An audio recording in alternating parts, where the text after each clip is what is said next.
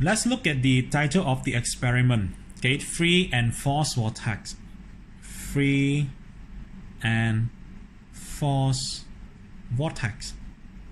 So before we investigate what are the difference between these free and forced vortex, let's look at the terms called vortex. So whenever you deal with this term in fluid mechanics, okay, so vortex is something motion, okay, is a motion in circular manner. Okay, circular manner. Okay, so in other words, the thing exactly rotate in circular path. Okay, rotate in circular path. So now, what is free vortex and forced vortex? They are two different things. So free vortex is referring to vortex without any physical system to form this circular motion. For example, I don't need any physical system to form the tornado. I don't need any physical system to form the whirlpool. No need. I don't need any physical. So it will form itself by the different influence of flow field. That's why free vortex is formed. Okay. So the opposite for free vortex will be forced vortex. So forced vortex, okay, so this is an easier way to identify the difference between free vortex and forced vortex. So forced vortex basically is use of physical system to rotate the flow. For example, I have a vessel or cylindrical tank. Originally, we have liquid inside, okay, stationary, not moving, so that's why the surface is flat. So now, if let's say I have something, a stirrer, put inside this tank here, and start to rotate, and this is what we will get. Okay, same things. Okay, a vessel, and you can see the profile originally is flat. So once you apply this force to rotate the fluid, so you can see the profile start to deform in parabolic shape. And if we view from the top, yes, you will see the fluid basically is rotating in circular manner. Yeah, rotating simply. Okay, so this is the main difference between free vortex and forced vortex. So if you refer to the objective that we are going to do in this experiment, so the first one is exactly to obtain and compare the velocity of free vortex with theoretical velocity. In other words, we need equation. Okay, we need equation. Okay, we need equation to verify or to validate the result that we obtain from the experiment. Okay, in other words, we will derive the equation. So this equation will be treated as the theoretical result, and this result later on will be compared with the experimental result. So this is the first objective for your experiment. So for the second objective, so if you refer to the objective mentioned, okay, to compare the theoretical forced vortex surface profile with the experimental result. So in other words, we will derive the equation to describe this profile, and this profile later on will be compared to this experimental profile.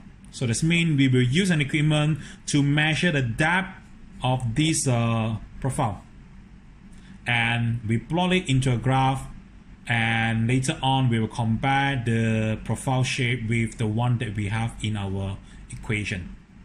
So these are the things that you'll be doing in this experiment, free and forced vortex. So now, let's go to the first experiment, which is a free vortex. So you need a series of equations for you to derive the theoretical velocity equation. So first of all, as mentioned earlier, our motion is now moved in circular manner.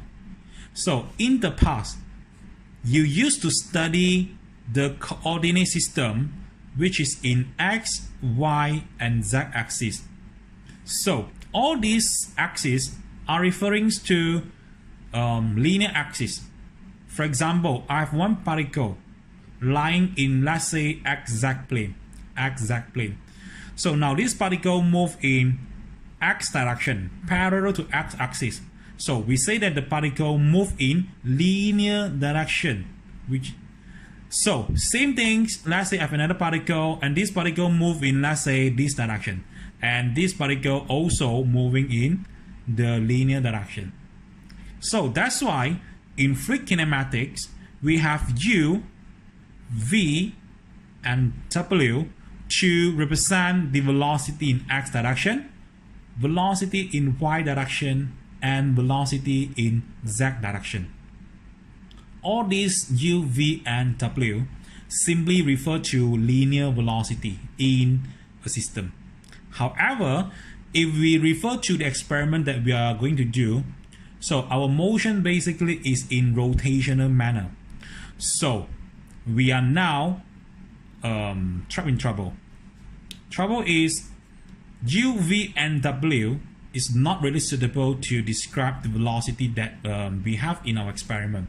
So that's why instead of using x, y, z axis, so this experiment, okay, I will introduce another system, coordinate system, and this coordinate system is simply known as cylindrical coordinate system. Cylindrical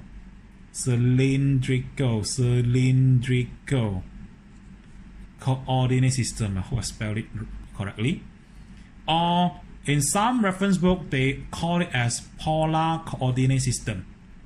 So in polar coordinate system, instead of having instead of having x, y, and z, we have r, theta, and z.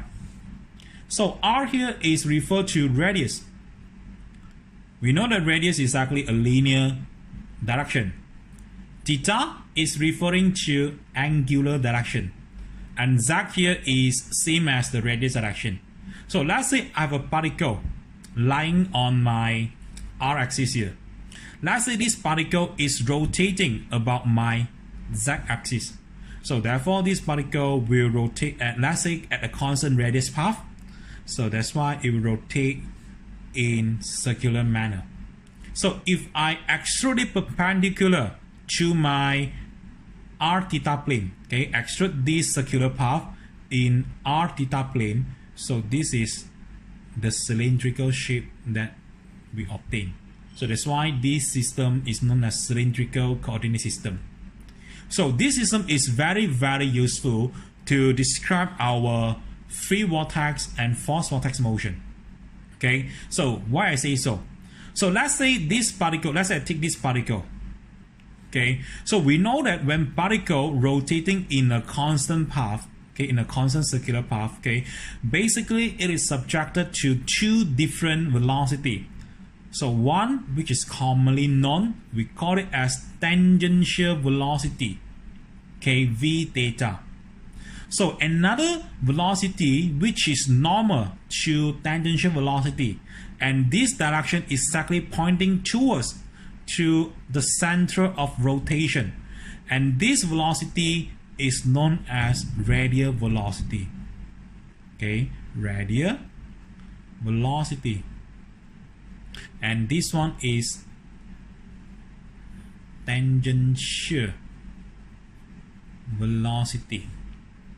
Okay, so always remember, radial velocity is always perpendicular to tangential velocity. Okay, so that's why when you take the resultant between them, this one will be the absolute velocity, v theta square plus with v r squared. Okay, so when you take v theta squared plus vr squared and the square root of it, you will get the absolute velocity. And this absolute velocity is simply referred to this direction, v. Okay, so of course, moving in this direction will be vz. Okay, vz. So in our experiment, we are not really concerned the velocity in the z direction. We are more focused on the radial velocity and tangential velocity. Okay, so we have this absolute velocity for this particular point.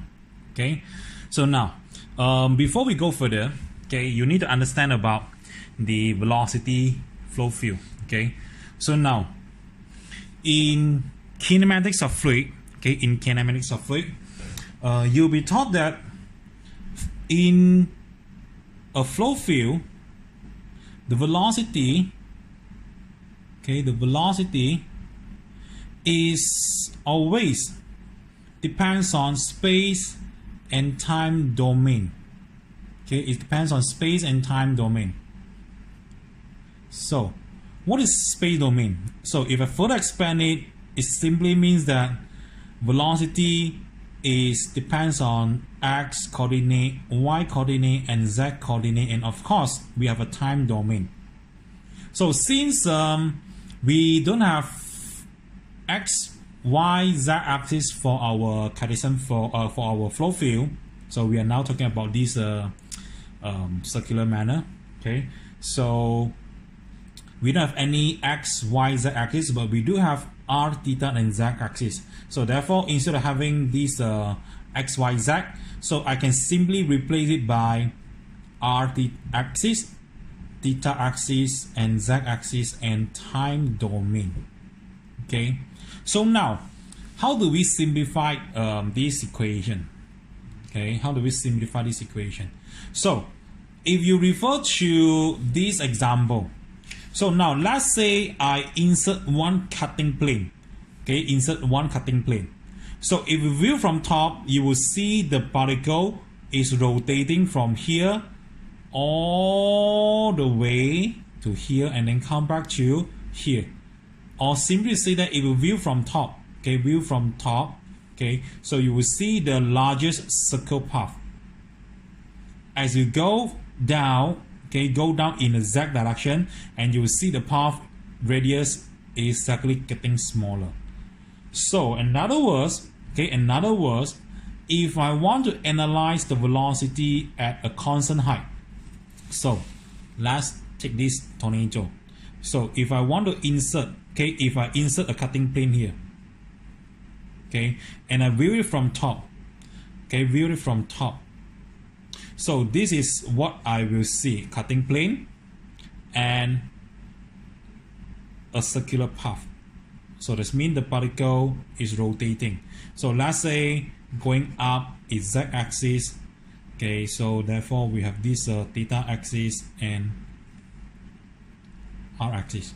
Okay, so this means we fix the z. So from here, okay, from here, if we analyze at the fixed axis, okay, let's say fixed z axis, so we can actually simplify our equation here. So instead of having r, theta, and z axis, so we can simplify it to become r and theta axis. So in this experiment, we will assume our flow field is steady throughout the entire flow field. So for example, at this point here, time equal to 0 second, let's say is 5 meters per second. As time increase, the velocity at this point remain unchanged. So this is what it means by steady flow. So when we have steady flow, the time domain will not affect our flow field. So that's why we can simply cancel t and z out of our equation. So in other words, my absolute velocity of a particle, okay, which is this one, rotating about the z-axis, okay, rotating about the z-axis, okay, it simply depends on the radius and the theta axis, or radius and theta coordinate. So this one is for the absolute velocity. So don't forget, absolute velocity is made of radial velocity and tangential velocity. So in similar fashion, both velocities also depends on the r-axis and theta axis. Okay. So in other words, VR equation consists of r and theta axis. V theta, okay, also is a function of r and theta axis. Okay. So now let's go further. Let's continue. Okay, as mentioned just now, our absolute velocity is calculated based on the radial velocity and tangential velocity. Okay, so this will be the tangential velocity and this will be the radial velocity, okay, flowing towards to the center rotation. So now if we take or insert one cutting plane inside this tornado, for example, okay, so this is what we will see. So in other words, the VR in our case here will be always constant. Okay, will be always constant. So we want to investigate what is the relation between our tangential velocity to our radius direction. In other words, we want to see what is the velocity at the outer radius. As it is going towards to the center rotation, what will be the velocity? So understood that, okay, understood that. So let's say this is tornado. Okay, understood that at the outer radius, okay, at the outer radius, the velocity, okay, the velocity for tornado is always the minimum. Okay, is always the minimum. At the center of rotation, we so-called eye of tornado. So at this point here, we know that the velocity is always the highest. Okay, is always the highest. This is by observation. Okay, so we observe a tornado at the eye of tornado, the velocity is always the highest, and the outer radius velocity is the slowest. So from the Bernoulli equation, when we have something which is very high in velocity and eventually it will cause our pressure drop, and with small velocity, okay, the pressure will increase.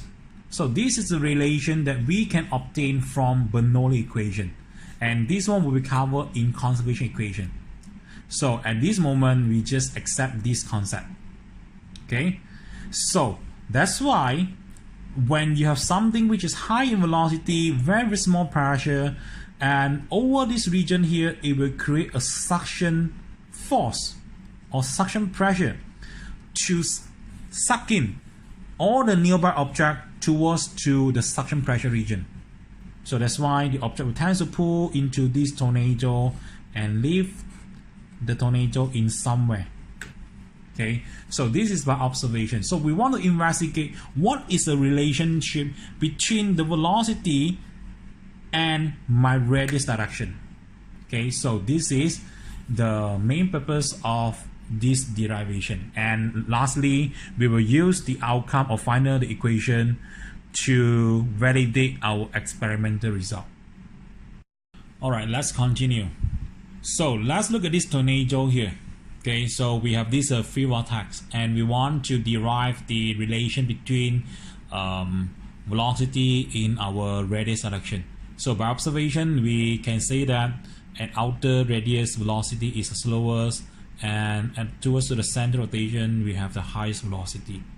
Okay, so if I insert cutting plane, so at this point here, okay, the particle will rotate at a constant radius, okay, along this path here.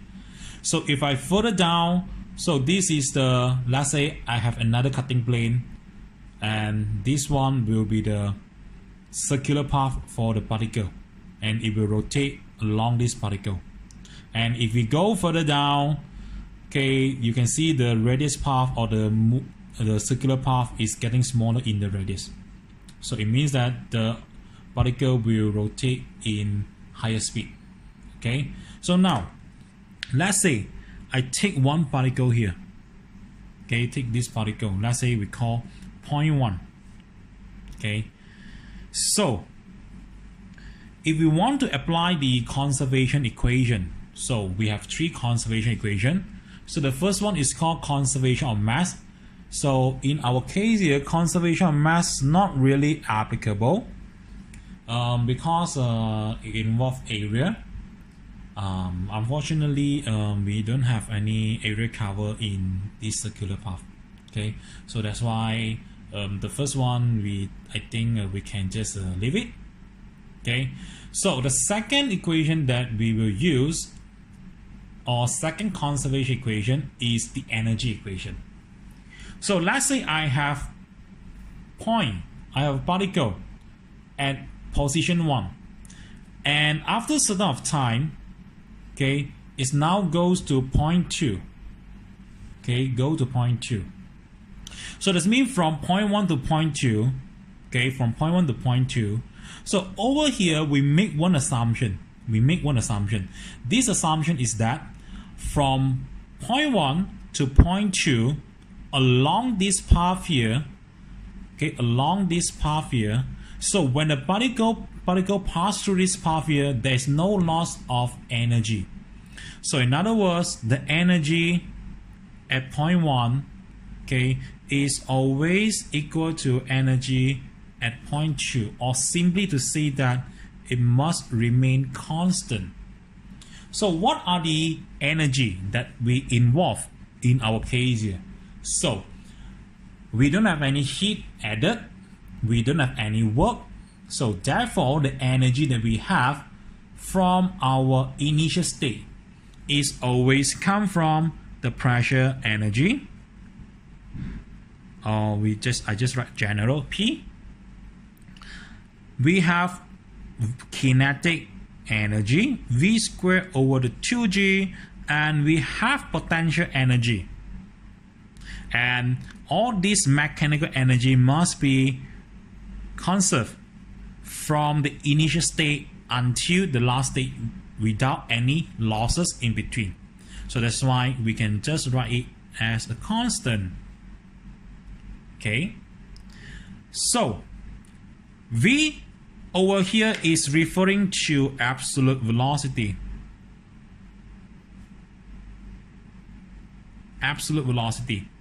Okay, V is equal to square root of V theta square plus VR square. Okay, so over here, our VR is always equal to no change in the radial velocity. You see, when this one is moving in this way in a constant circular path, okay, so VR is always equal to 0. Okay, so that's why we can simplify our equation in such a way that it is equal to V theta. In other words, the V here is referring to the tangential velocity. So now we want to investigate what is the relation as we go further down in the z-axis. So the circular path is getting smaller. Okay, so what happened to my tangential velocity? So that's why I have to differentiate my entire equation with respect to the radius direction. So this is our radius direction, VR. Okay, so that's why I have to differentiate the entire energy equation with respect to radius. So what happens if I differentiate the entire equation with respect to radius? So rho g is always constant, so that's why we take it out. So when we differentiate P with respect to R, you might think that P is always constant, but in fact it is not. Okay, so P is affected by velocity, so that's why this pressure is affecting by velocity, and velocity is affecting, we are investigating the velocity in the radius direction. So that's why we will have, okay, P P is exactly a function of R and theta axis. So that's why when we differentiate P respect to R, we have dP over dR. Okay, this is a term we get from the pressure. Second terms, V squared over 2G. So just now in the earlier, okay, I have mentioned my tangential velocity is exactly a function of R and theta. So now when you differentiate something respect to R, okay, your function consists of R. So when you differentiate it respect to R, okay, so you will get something. But over here we have V squared. So it means that something like, okay, plus I take out the 2G. So I differentiate respect to R, okay, V multiply V. Okay, V squared, I just break it out. V is a function of R and theta. V is a function of R and theta. So that's why over here you have to differentiate using change rule, if not mistaken. It's called chain rule, I'm not sure. Okay. So now what happened to Z? Z, let's say we investigate at the largest circle. It is exactly fixed in the Z direction. So that's why when you differentiate something which is constant, okay, constant height, so it will contribute 0. Okay, so equal to constant, differentiate constant respect to radius, you always get constant, so that's why you get 0. So now let's look at this equation. What do we get? So this one, just copy dP over the dr plus differentiate V square respect to R. Okay, so copy this 2G first, okay? So differentiate V, okay? So keep the first V and differentiate the second. So differentiate V respect to V square respect to R. We know that V is a function of R and theta. So that's why we will keep the first V and differentiate the second V. So this is what we get, V dV over dr. And now we keep the second one and differentiate the first one. Okay, product rules for differentiation. So keep the second V and differentiate the first V. Okay, and then equal to 0. So from here, okay, copy down this one. Okay, this one is something like A plus A, you get 2A. So 2 and 2 we can cancel here. So therefore we will get Vg dV over the dr is equal to 0. So now in our equation here, we have pressure and we have velocity. So one equation with two unknown. Always remember when you study in fluid mechanics, we are always looking for pressure and velocity. So now you have one equation with two unknown. So that's why you have to introduce another equation so that you can solve this equation simultaneously. So let's say I call this one as first equation. Okay. So now how to recall the second equation in order to solve this one? So we can introduce another conservation equation. Okay, we can introduce another conservation equation which is called momentum equation. Okay, so how does this momentum equation works on this experiment, the free vortex? So now let's look at this the situation. Okay, so let's say this is our radius axis, this is our theta axis, and this is our z axis. Okay, so now if we consider the small tiny element, and if we enlarge this tiny element, okay, if we enlarge this one, so this is what you will see, a fluid element which is in radical shape.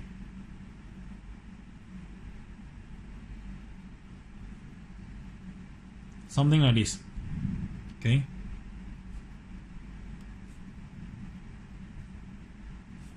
So this one connect to our central rotation. So from origin up to this point here is known as R. Okay, from origin up to this edge is given by radius. So therefore, if we have a small extension, so we will name this one as dr. Same happened to this point. Now it is rotating in about our z-axis. So therefore, this is slightly curved, a little bit arced. So therefore, this one, again, if I connect back to my origin, so this angle is simply given by delta theta. And let's say, sorry, it's not that straight. Okay, so this one from here to here will be our dz. So now you have delta r, which is represent the extension, delta theta is represent the r small changes, and over here is referred to the dz. So don't forget, your fluid element is now rotating. Okay, it's now rotating. So that's why when this one is rotating, okay, when this one is rotating, so it will subject to a centrifugal force. Okay, a centrifugal force. So how does this centrifugal force work? So we have force acting onto this side. Okay, we have force acting onto this side. And then we have a small change of force acting from the other side. So let's call this one as P. Okay, and this one is dP over the radius. Why small change of the pressure? Because if you multiply dr with dr, so you will go back to small change in pressure. So this term here is implies this term implies to the small change of pressure in radius direction. So now apply the momentum equation. Summation force is equal to ma. Of course, we know that ma is for the linear acceleration, but now our motion is actually in rotational. So instead of having this acceleration in linear direction, we can have a centrifugal direction. Okay, which is simply I can replace this one to become m v square over the r. Okay, so this is a centrifugal force. Since we are considering the small component or small element of fluid, so this one is represent the total, so I can have dm. Okay, so how to figure out this dm? Again, this dm can be computed by using density multiply the small change of volume. So what is small change of volume? Small change of volume, it means I can have the cross-section area in front multiplied with the dr. So therefore, okay, therefore I can make this one to become density dA dr. So let's call the frontal area to be dA lah. And then we take the dA, multiply this linear direction, and this is how we get the volume. Okay, so now summation force is equal to rho dA dr, and then multiply v square over the r. Okay, we just leave it in this way. So how about the summation force term? So as mentioned earlier, for a fluid element under the isolation from its surrounding, so this force here is simply the sum of body, okay, sum of body force and surface force, okay, surface force. So now let's consider the rotational motion, which is in rotate about the z-axis. So let's assume the gravity component is in z direction. Okay, we refer back to this diagram. So gravity direction is actually in z. So therefore, when you consider the summation force, especially the body force, okay, we don't have any body force for our fluid element when the fluid element is in rotating. Okay, so therefore body force here automatically becomes 0. So initially, we assume that from point 1 to point 2, there's no loss of energy. Okay, no loss of energy. When we consider no loss of energy, we are indirectly telling the reader to say that we don't have any shear stress, because shear stress contribute to friction. Okay, so that's why when friction occurs, energy will gradually decrease. But in our case here, we assume no shear stress. No shear stress, it will cause no friction. When no friction, then the energy at initial state will be conserved in another state or final state. So that's why it remains constant. So similar things apply to our momentum equation. Surface force here is contribute from pressure, but shear stress in our case is equal to 0. So that's why we have to consider the surface force that caused by pressure terms. So refer back to the diagram. Okay, as is rotate, so we have pressure acting onto one side, and then we have a small change of pressure from the other side. So now, if we take the sign convention, usually pointing towards to the center rotation is positive. So that's why we will have P plus small change of pressure in the radius direction multiplied by dr. Okay, of course this one is dp lah. Okay, sorry, P plus dp. Okay, because on the other side the pressure is slightly higher compared to inside. So that's why we have a small change of pressure plus with pressure. Okay, so that's why we have this term here.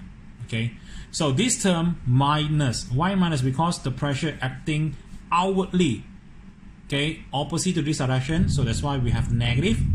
Oh, before that, we forget the area. So now, how to get the area? So how to get this area? So before I forget, okay, let's consider the area. Where should I draw it? All right, area. So area, okay, area is simply given by the radius. Okay, the radius multiply the arc length. Okay, multiply the arc length, d theta. So this is the cross-section area at the inner surface. So what about when we consider the outer surface, this side? How about the other side? So the area for this side is simply given by from the origin up to this point here. Okay, because we want to consider the area at the outer surface. So therefore we have to consider the radius. So it is given by r plus dr. Bracket. Angle should be the same. Okay, angle from here to here and from here to actually same. That's why d theta. So expand it, you will get r delta theta plus dr d theta. Again, second terms here is higher order derivative. So that's why when you have a higher order of derivative, usually we can simply ignore it because of the value is extremely small. Why I say so? Let's say r equal to 0.1, dr is equal to 0.01, theta is, let's say, 0.1, d theta is 0.01. So when you multiply something which is very, very small compared to this one, so you will get something which is very, very, very small. So that's why we can make a conclusion to say that this one is negligible. Okay, so now if you compare the outer area and the inner area, okay, so you'll notice that the area at outer surface is simply equal to the area at inner surface. So that's why when we come to the momentum equation, so the outer surface is given by, let's say, just write as dA. Okay, so this is the force from outer surface pointed inwardly. Okay, pointed inwardly. And you have another one from this side which is pointed outwardly. So that's why we have a minus, and this minus will be pressure multiplied dA. So pressure multiplied dA. And this equation is now equal to what? Is equal to the centrifugal force. Okay, so rho dA dr v square over dr. Oh, cannot see. All right. Okay, So rho dA dr v squared over dr, which is your centrifugal force. Okay, so if you expand this equation, you will notice that PdA minus PdA eventually it will cancel out. What we have here is the small change of pressure over the radius direction multiplied dr dA is now equal to rho dA dr v squared over dr. So common terms found in our equation. So this means this one we can simply cancel it. Okay, simply cancel it. So in other words, your dP over dr is now equal to rho v squared over dr. So this is our second equation. So recall back your first equation. We have dP dr. Second equation, we have also dP dr. So we can now substitute the second equation back to our first equation. So that means we can bring this one to our, okay, we can bring it into our first equation. So how to do it? So 1 over rho g in bracket, okay, rho and then v squared over r, okay, and let's say we bring this over, okay, let's say we bring this over, so we have negative v over the g, okay, the g, and then dv, dv dr. So from here we can cancel out the rho. From both sides we can cancel out the g and the v as well. So what we get here is simply dv over dr is equal to negative v over dr. So from here, okay, if you integrate both sides,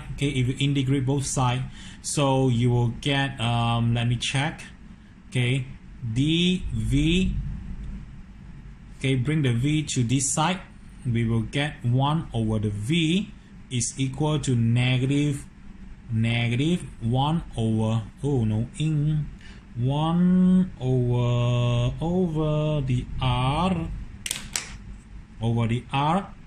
dr. So we integrate both sides and we will get ln v is equal to negative ln r plus a constant, and from here, okay,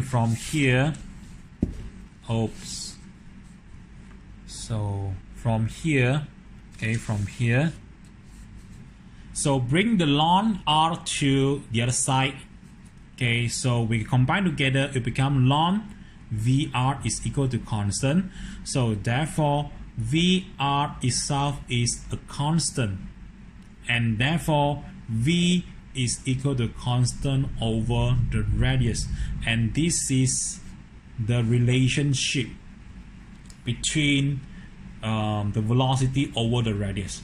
So in other words, from this derivation, it proves that as the particle go nearer to the center of rotation, the velocity will increase. Why? As your r reduce, your velocity increase. So that's why when the r reduce, getting near to the center of rotation, the velocity become the highest. Of course, mathematically, r equal to 0, you will get the infinity velocity. But in practical, infinity velocity never exists. Okay, so we'll be using this equation to validate our experimental result. So C here is known as circulation. So generally, it is given by gamma symbol. Okay, so now we know that velocity is exactly meter per second, and r is radius, is in terms of meter. So we can roughly work out the unit for our circulation terms, which is meter square per second. In other words, the highest circulation strength it is, the velocity of the flow, the free vortex, will be faster. So we will be using this equation to validate our experimental result. Okay, so this is the derivation. So for the force vortex, okay, so since you apply something to rotate the fluid, it means that the angular velocity you apply to rotate the fluid is known. So that's why for force vortex case, the velocity is slightly different compared to free vortex, in the sense that for force vortex you know the angular velocity because you know how much rotational speed you apply. So that's why for this force vortex, your V here again we have a VR is equal to 0. Okay, for force vortex VR is equal to 0. Okay, so in other words, the absolute velocity is equal to V theta for force vortex, and this force vortex velocity, the V theta is tangential velocity. So what is tangential velocity? R omega. Okay, R omega. Angular velocity multiply the radius, so that's why we get the tangential velocity. So since you already know how much angular speed you apply to steal the fluid, so that's why we can direct use of this equation. Okay, we can direct use of this equation into our equation that we derived previously. Okay, so we can use of this result. Okay, V equal to R theta into here. Okay, R omega into our second equation. So therefore, this is what happened. Okay, this is what happened. Maybe somewhere here. So dP over the dr is now equal to density bracket r omega square over the r. Okay, so we bring dr to the other side, so that means we have dP is equal to this one. If we expand, we get r square omega square over the r, and this one we can cancel it. Okay, we can cancel it. Okay, and then rho r omega square dr. Okay, so from here, okay, from here, yeah, from here, okay, from here, so we integrate both sides. So this is what we get, P from point 1 to point 2. Okay, from point 1 to point 2. Why point 1 to point 2? Because moving from point 1 now to point 2. Okay, we want to investigate the velocity or the pressure. Okay, so that's why we get P2 minus P1 is now equal to rho omega square. So r square over the 2, then from point 1 to point 2. Okay, so if we multiply both sides, okay, sorry, not multiply, if we divide both sides by g, okay, yeah, divide both sides by rho g, easier. So this is what we'll get here is P2 minus P1 over the rho g is now equal to, okay, take this one divided by rho g. So listen carefully, we have omega square over the g in bracket. So from point 1 to point 2, okay, from point 1 to point 2, okay, from point 1 to point 2, okay, so we have this r2 minus r1 square. Okay, radius from point 1 to point 2. Okay, so therefore, if you refer to this equation, okay, so, oh, cannot see, sorry. So this P2 minus P1 over the rho g, from the previous study, you have learned that P for gauge pressure is equal to rho g to delta H. So let's say I have another point. So let's say this is point 1, this is point 1, this is point 2. So rho GH2. So if we take the difference between them, so you are now measuring the difference between the 2 points. So that's why I can simply change this term to become delta H. And this delta H is now equal to omega square over the G capital R square minus R1 square. Okay, I'm sorry, just now I've mentioned the particle traveling from one point to another, right? But in fact, when we stir it, okay, you can see the profile. Okay, when we stir it, you can see the profile is exactly changing in the depth. So that's why the radius is also changing. Okay, so that's why we integrate respect to R direction. Okay, respect to the radius direction. Where's my respect to the radius direction? Okay, so that's why we have R1 and R2. So meaning to say that, let's say I have this point, center of rotation. Okay, so this will be my R1. And if I want to investigate, let's say this point. Okay, this point. So this will be my R2. So if I know my R1 and R2, okay, I can put into this equation, and therefore I can calculate what is the delta H in between them. Okay, so that's why we can use of this information or this equation to evaluate or to plot our vortex profile. Okay, so of course this will be the theoretical equation to plot our vortex profile, and we will use equipment to measure our experimental forced vortex profile. So these are the equations that you need to apply for this experiment. So I repeat again. So for free vortex, this is the theoretical equation, or the equation to calculate the theoretical result. Circulation, we measure it. Radius, we substitute based on the required radius. So therefore we can get the free vortex velocity at different radius. And for forced vortex, to compare the profile, we'll be using this equation. Okay, we're using this equation.